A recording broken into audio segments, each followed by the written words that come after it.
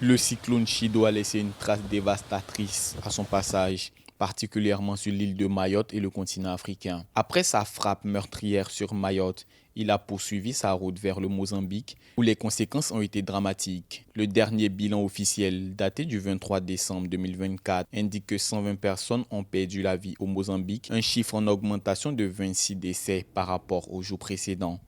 À l'annonce de l'arrivée du cyclone Chido au Mozambique, le gouvernement mozambicain aurait dû donner l'alerte et évacuer les populations, d'autant plus qu'il avait l'information rendue publique par la France sur la trajectoire et la violence de ces cyclones.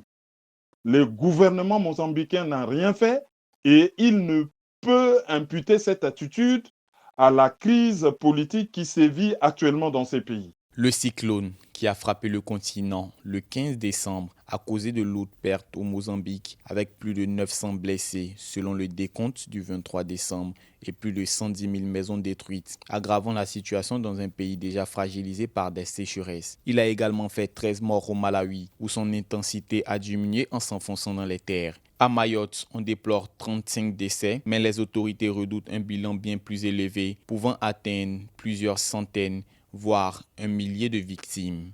Maintenant que le cyclone est passé avec les dégâts que l'on sait, le gouvernement mozambicain ne s'est pas montré efficace dans l'aide aux sinistrés, dans la résolution du problème. Il peut maintenant, juste ce titre, l'imputer en partie à la crise politique et à l'indifférence des pays qu'on appelle communautés internationales, ce qui laisse les populations dans une certaine détresse. L'ampleur de cette tragédie met en lumière la vulnérabilité des pays dans cette région face aux catastrophes naturelles et les défis considérables en matière de réponse humanitaire et de reconstruction.